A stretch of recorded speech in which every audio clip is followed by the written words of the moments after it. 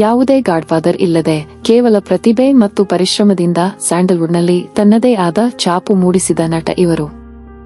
ಬಾಗಲಕೋಟೆಯ ಇಳಕಲ್ ಎಂಬ ಸಣ್ಣ ಊರಿನಿಂದ ಬಂದು ಇಂದು ಪ್ಯಾನ್ ಇಂಡಿಯಾ ಮಟ್ಟದಲ್ಲಿ ಗುರುತಿಸಿಕೊಳ್ಳುತ್ತಿರುವ ಈ ನಟನ ಜರ್ನಿ ನಿಜಕ್ಕೂ ಸ್ಫೂರ್ತಿದಾಯಕ. ಇವರೇ ನಮ್ಮ ಗುಲ್ಟು ನವೀನ್ ಶಂಕರ್. ಇಂದು ನಾವು ಇವರ ಜೀವನದ ಏಳುಬೀಳುಗಳ ಬಗ್ಗೆ ತಿಳಿಯೋಣ. ನವೀನ್ ಶಂಕರ್ ಜನಿಸಿದ್ದು ಮೇ 25, 1988 ರಂದು ಬಾಗಲಕೋಟೆ ಜಿಲ್ಲೆಯ ಇಳಕಲ್ನಲ್ಲಿ. ಬಾಲ್ಯದಿಂದಲೇ ಕಲೆಯ ಬಗ್ಗೆ ಒಲವಿದ್ದರೂ ಮಗ ಇಂಜಿನಿಯರ್ ಆಗಲಿ ಎಂಬುದು ಪೋಷಕರ ಆಸೆಯಾಗಿತ್ತು.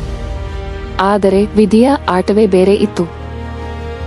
ಇಂಜಿನಿಯರಿಂಗ್ ಸೇರಿದ್ದ ನವೀನ್ ಅರ್ಧಕ್ಕೆ ಶಿಕ್ಷಣವನ್ನು ಬಿಟ್ಟರು. ಹೌದು, ನವೀನ್ ಶಂಕರ್ ಒಬ್ಬ ಎಂಜಿನಿಯರಿಂಗ್ ಡ್ರಾಪ್ಔಟ್. ಆದರೆ ಅವರ ಕನಸು ಇಂಜಿನಿಯರಿಂಗ್ ಆಫೀಸ್ನಲ್ಲಿರಲಿಲ್ಲ, ಬದಲಿಗೆ ಬೆಳ್ಳಿ ಪರದೆಯ ಮೇಲಿತ್ತು. ಬಣ್ಣದ ಲೋಕಕ್ಕೆ ಬರುವ ಮುನ್ನ ನವೀನ್ ಪತ್ರಿಕೋದ್ಯಮದ ಹಾದಿ ತುಳಿದರು. ಒಂದು ಸ್ಥಳೀಯ ಸುದ್ದಿ ವಾಹಿನಿಯಲ್ಲಿ ಸಿನಿಮಾ ರಿಪೋರ್ಟರ್ ಆಗಿ ಕೆಲಸ ಮಾಡಿದರು. ನಂತರ ಉದಯ ಮ್ಯೂಸಿಕ್ನಲ್ಲಿ ನಿರೂಪಕರಾಗಿ ಎಲ್ಲರ ಗಮನ ಸೆಳೆದರು. ಆದರೆ ನಟನೆಯ ಹಸಿವು ಅವರನ್ನು ಸುಮ್ಮನೆ ಕುಳ್ಳಿರಿಸಲಿಲ್ಲ.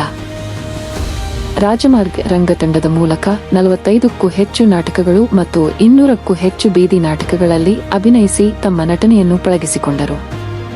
2018ರಲ್ಲಿ ಬಂದ ಗುಲ್ಟು ಸಿನಿಮಾ ನವೀನ್ ಅವರ ಜೀವನವನ್ನೇ ಬದಲಿಸಿತು. ಜನಾರ್ದನ್ ಚಿಕ್ಕಣ್ಣ ನಿರ್ದೇಶನದ ಈ ಸೈಬರ್ ಕ್ರೈಮ್ ಥ್ರಿಲ್ಲರ್ನಲ್ಲಿ ಅಲೋಕ್ ಪಾತ್ರದಲ್ಲಿ ನವೀನ್ ಅದ್ಭುತವಾಗಿ ನಟಿಸಿದ್ದರು. ಸ್ಯಾಂಡಲ್ವುಡ್ಗೆ ಒಬ್ಬ ಭರವಸೆಯ ನಟ ಸಿಕ್ಕಿದ್ದಾರೆ ಎಂದು ವಿಮರ್ಶಕರು ಕೊಂಡಾಡಿದರು.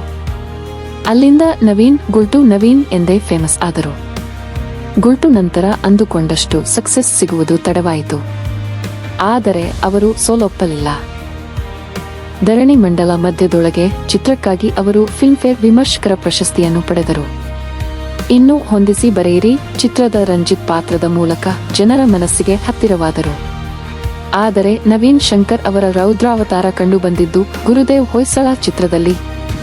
ಬಲಿ ಎಂಬ ವಿಲನ್ ಪಾತ್ರದಲ್ಲಿ ಡಾಲಿ ಧನಂಜಯ್ ಎದುರು ಅಬ್ಬರಿಸಿದ ನವೀನ್ ಹೀರೋ ಮಾತ್ರವಲ್ಲ, ವಿಲನ್ ಆಗಿಯೂ ನಾವು ಗೆಲ್ಲಬಲ್ಲೆ ಎಂದು ತೋರಿಸಿಕೊಟ್ಟರು. ನವೀನ್ ಅವರ ಪ್ರತಿಭೆ ಕೇವಲ ಕನ್ನಡಕ್ಕೆ ಸೀಮಿತವಾಗಲಿಲ್ಲ.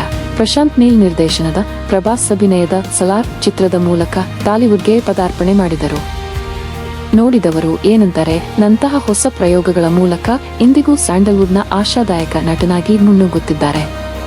ಸಣ್ಣ ಹಳ್ಳಿಯಿಂದ ಬಂದು ಪತ್ರಿಕೋದ್ಯಮ ರಂಗಭೂಮಿ ದಾಟಿ ಇಂದು ಸ್ಟಾರ್ ನಟರ ಜೊತೆ ತೆರೆ ಹಂಚಿಕೊಳ್ಳುತ್ತಿರುವ ನವೀನ್ ಶಂಕರ್ ಜರ್ನಿ ಪ್ರತಿಯೊಬ್ಬ ಯುವಕನಿಗೂ ಸ್ಫೂರ್ತಿ. ಪರಿಶ್ರಮ ಹೊಂದಿದ್ದರೆ ಯಾರೂ ಶೂನ್ಯದಿಂದ ಹೀರೋ ಆಗಬಹುದು ಎಂಬುದಕ್ಕೆ ಇವರೇ ಸಾಕ್ಷಿ. ನವೀನ್ ಅವರ ಮುಂದಿನ ಎಲ್ಲಾ ಚಿತ್ರಗಳಿಗೆ ನಮ್ಮ ಕಡೆಯಿಂದ ಶುಭ ಹಾರೈಕೆಗಳು.